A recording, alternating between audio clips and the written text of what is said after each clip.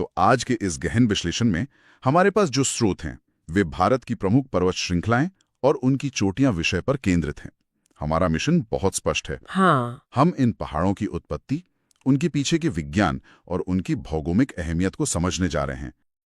तो इस यात्रा की शुरुआत भारत के भूगोल के उस हिस्से से करते हैं जिसे सबसे बुजुर्ग और अनुभवी सदस्य कहा जा सकता है, यानी अरावली श्रेणी। जी हाँ, अरावली।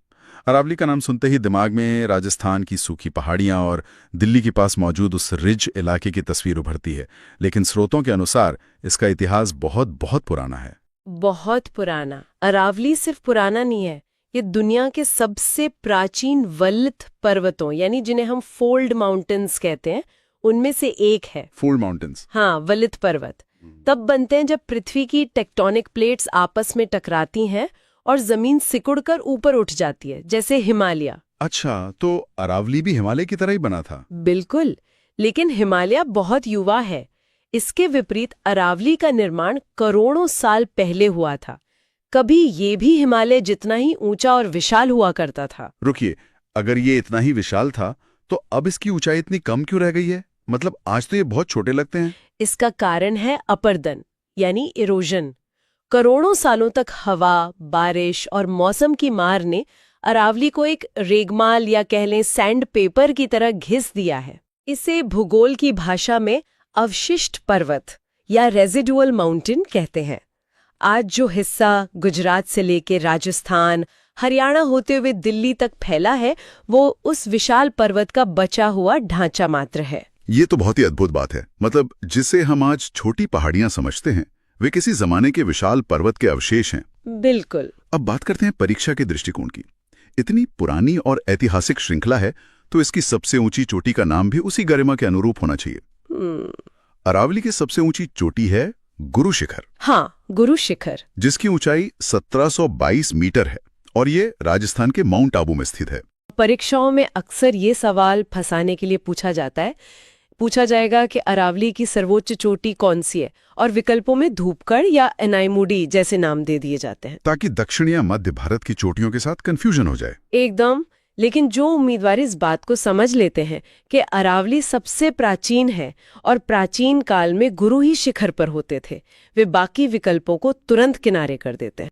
अरावली के इस प्राचीन और घिसे हुए इतिहास के बाद अब बात करते हैं एक ऐसी प्राकृतिक संरचना की जिसने पूरे भारतीय उपमहाद्वीप के इतिहास को ही प्रभावित किया है, विंध्याचल श्रेणी। यह गुजरात से लेकर मध्य प्रदेश होते हुए उत्तर प्रदेश और बिहार तक फैली है।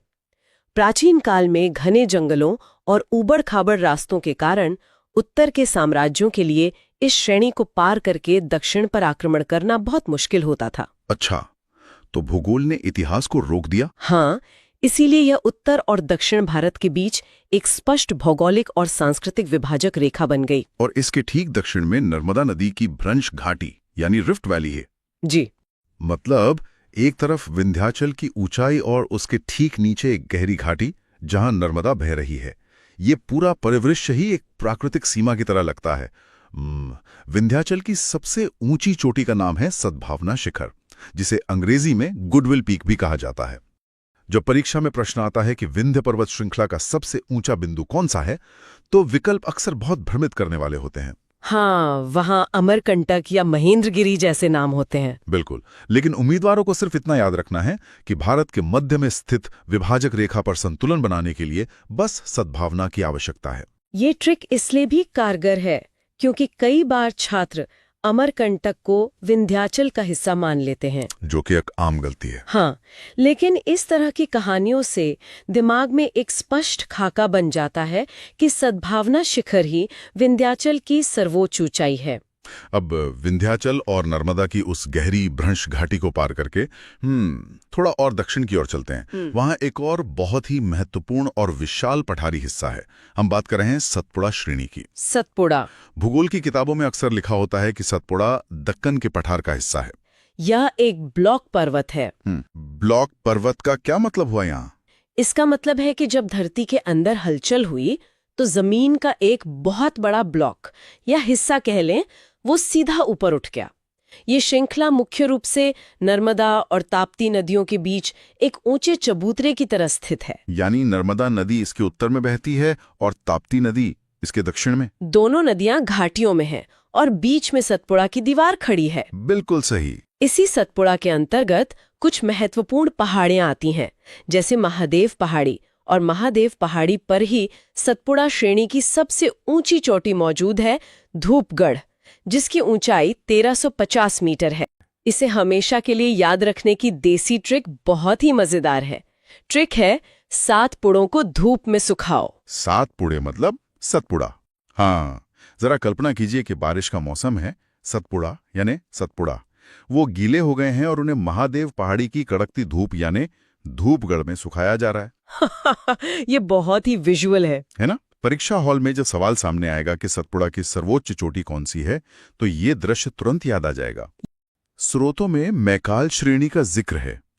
कई लोग मानते हैं कि मैकाल एक पूरी तरह से अलग पर्वतमाला है, लेकिन अगर ये सतपुड़ा का ही पूर्वी हिस्सा है तो इसका एक अलग नाम और अलग पहचान क्यों है? इसे सिर्फ सतपुड़ा क्यों नहीं कहा जाता?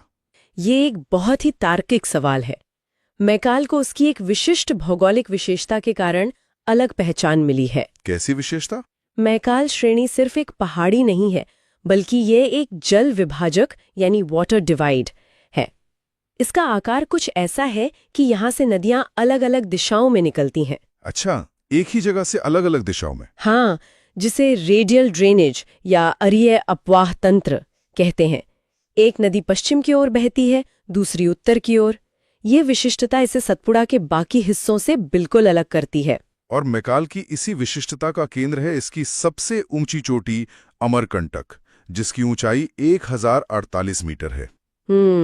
अमरकंटक वही जगह है जहां से भारत की जीवन रेखाओं में से एक नर्मदा नदी का उद्गम होता है। और सिर्फ नर्मदा ही नहीं, हाँ, साथ ही यहाँ से सोन नदी भी निकलती है, जो उत्तर की ओर जाकर गंगा में मिल जाती है। अमरकंटक का नाम भारतीय भूगोल और जल प्रणाली में बहुत ही सम्मान के साथ लिया जाता है।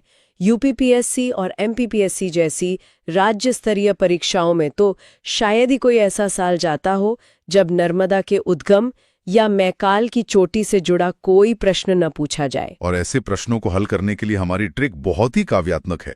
ट्रिक है मैकाल की गोद में नर्मदा अमर हो गई। अमर से अमरकंटक। बिल्कुल। ये ट्रिक ना केवल चोटी का नाम याद कराती है, बल्कि नर्मदा नदी के उद्गम स्थल को भी हमेशा के लिए जहन में बैठा देती है। एक ही ट्रिक से 2 महत्वपूर्ण भौगोलिक तथ्य कवर हो जाते हैं। बिल्कुल। जब भी परीक्षा में मैकाल की सर्वोच्च चोटी के बारे में पूछा जाएगा तो कोई भी आसानी से बता सकेगा कि जहां नर्मदा अमर होती है वही मैकाल का शिखर है, अमरकंटक। मध्य भारत की इन घाटियों, ब्लॉक पर्वतों और जल विभाजकों को समझने के बाद अब भारत के भूगोल के एक बहुत ही नाटकीय हिस्से की ओर चलते हैं, पश्चिमी घाट की तरफ। एकदम पश्चिमी तट के समानांतर चलने वाली एक विशाल संरचना, पश्चिमी घाट, जिसे सह्याद्री भी कहा जाता है। अगर हम इसे बड़े परिप्रेक्ष्य में देखें ना, तो पश्चिमी घाट असल में पारंपरिक अर्थों में कोई पर्वत है ही नहीं। रुकिए, पश्चिमी घाट पर्वत नहीं है? ये तो बहुत ही चौंकाने वाली बात है।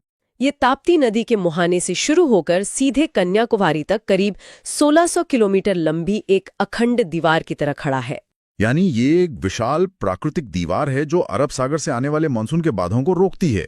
बिल्कुल। और इसी वजह से पश्चिमी तट पर इतनी भारी बारिश होती है और वहां इतने घने जंगल पाए जाते हैं। ये भूगोल और जलवायु विज्ञान का कितना अद्भुत तालमेल है। और इसी 1600 किलोमीटर लंबी दीवार की जो सबसे ऊंची चोटी है वो है अनायमुडी, जिसकी ऊंचाई 2695 मीटर है। ये केरला में स्थित है और पूरे दक्षिण भारत की सर्वोच्च चोटी है। ये तथ्य प्रतियोगी परीक्षाओं के लिए किसी स्वर्ण खदान से कम नहीं है। यूपीएससी से लेकर रेलवे तक हर जगह ये सवाल घुमा फिराकर पूछा जाता है। हाँ, अलग अलग तरीकों से पूछते हैं। कभी पूछेंगे दक्षिण भारत की सबसे ऊंची चोटी कौन सी है, कभी पूछेंगे प्रायद्वीपीय भारत की सर्वोच्च चोटी कौन सी है, और कभी पूछेंगे पश्चिमी घाट का सर्वोच्च शिखर कौन सा है। और इन तीनों घुमावदार सवालों का एक ही सीधा जवाब है, अनायमुडी। इसके लिए जो देसी ट्रिक है वो इस पश्चिमी घाट की प्रकृति से बिल्कुल मेल खाती है। ट्रिक है, पश्चिम के लोग अपनी बात पर अडिग रहते हैं। अडिग से बना अनायमुडी। बिल्कुल। ये घाट बादलों के सामने अडिग खड़ा है और इसकी चोटी दक्षिण भारत में अडिग रूप से सबसे ऊंची है। जब कोई भारत का भौतिक नक्शा देखता है तो पश्चिमी घाट एक तरफ लगातार चला आ रहा है और पूर्वी तट पर पूर्वी घाट है जो थोड़ा टूटा फूटा है। हाँ, पूर्वी घाट बीच बीच में कटा हुआ है। ये दोनों घाट दक्षिण में आकर एक जगह आपस में उलझ जाते हैं या मिल जाते हैं। एक विशाल प्राकृतिक गांठ या नॉड बन जाती है। उस मिलन बिंदु को नीलगिरी पर्वतमाला कहते हैं। नीलगिरी का मतलब ही है नीले पहाड़। ये उस क्षेत्र की टोपोग्राफी का एक बहुत ही महत्वपूर्ण जंक्शन है। पूर्वी और पश्चिमी घाट का ये मिलन बिंदु जैव विविधता का एक बहुत बड़ा केंद्र है। इसे पहाड़ियों की रानी भी कहा जाता है। और इसी नीलगिरी पर्वतमाला की सबसे ऊंची चोटी है दोदा बेटा, जिसकी ऊंचाई 2637 मीटर है। यहीं पर वो कंफ्यूजन होता है जिसकी मैंने अभी बात की थी। हाँ, अनाईमुडी और दोदा बेटा के बीच का कंफ्यूजन। छात्र अक्सर उलझ जाते हैं। जब पूछा जाता है नीलगिरी की सर्वोच्च चोटी तो कुछ लोग अनाईमुडी लगा देते हैं, और जब दक्षिण भारत की पूछी जाती है तो दोदा बेटा लगा देते हैं। लेकिन हमारी ट्रिक इस उलझन को हमेशा के लिए खत्म कर देगी। ट्रिक है, नीले पहाड़ पर दो दो बेटे खेल रहे हैं। नीले पहाड़ का मतलब नीलगिरी, और दो दो बेटे से बना दोदा बेटा। एकदम सही। यानी जब भी नीलगिरी का जिक्र आएगा, दिमाग में तुरंत वो नीला पहाड़ और उस पर खेलते दो बच्चों की छवि बन जाएगी। और ये स्पष्ट हो जाएगा कि नीलगिरी का शिखर दोदा बेटा है, जबकि पूरे दक्षिण भारत का अडिग शिखर अनाईमुडी है। ये स्पष्टता परीक्षाओं में नेगेटिव मार्किंग से बचने के लिए बहुत बहुत जरूरी है। बिल्कुल। तो इन सब का असल मतलब क्या है? हमने बड़ी बड़ी पर्वत श्रृंखलाओं, उनके निर्माण और उनकी सबसे ऊंची चोटियों को डीकोड कर लिया। लेकिन अक्सर एसएससी और राज्य स्तरीय परीक्षाओं जैसे महाराष्ट्र या उड़ीसा की सिविल सेवाओं में कुछ बहुत ही क्षेत्रीय शिखरों के नाम सीधे पूछ लिए जाते हैं। वहाँ बड़ी श्रृंखलाओं के बजाय राज्यों के सर्वोच्च शिखरों पर ज्यादा जोर दिया जाता है। हाँ, उदाहरण के लिए कालसुबाई, ये पश्चिमी घाट के उत्तरी हिस्से में स्थित है, जिसे उत्तरी सह्याद्री भी कहा जाता है। कालसुबाई महाराष्ट्र की सबसे ऊंची चोटी है। ये एक ऐसा तथ्य है जो अक्सर मिलान करें, यानी मैच द फॉलोइंग वाले प्रश्नों में आता है। और इसी तरह एक और बहुत ही महत्वपूर्ण चोटी है महेंद्रगिरी। हमने पश्चिमी घाट की तो विस्तार से बात की, लेकिन पूर्वी घाट की भी अपनी भौगोलिक अहमियत है। बिल्कुल है। महेंद्रगिरी उड़ीसा राज्य में स्थित है और ये पूर्वी घाट की प्रमुख चोटियों में से एक है। परीक्षाओं में अक्सर ये जांचने की कोशिश की जाती है कि उम्मीदवार को ये पता है या नहीं कि कौन सी चोटी किस घाट पर है। महेंद्रगिरी को पश्चिमी घाट की चोटियों के साथ विकल्प में रखकर भ्रमित करने का पूरा प्रयास किया जाता है। लेकिन अगर ये स्पष्ट हो कि कालसुबाई महाराष्ट्र में यानी पश्चिम में है और महेंद्रगिरी उड़ीसा में यानी पूर्व में है, तो ऐसे सवाल सेकंडों में हल हो जाते हैं।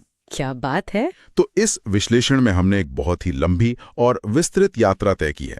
हमने समझा कि कैसे अरावली सबसे पुराना और गुरु के समान है जो अब घिस चुका है। हाँ। हमने विंध्याचल की उस सद्भावना को देखा जो उत्तर और दक्षिण की संस्कृतियों को बांटने वाली प्राकृतिक दीवार है।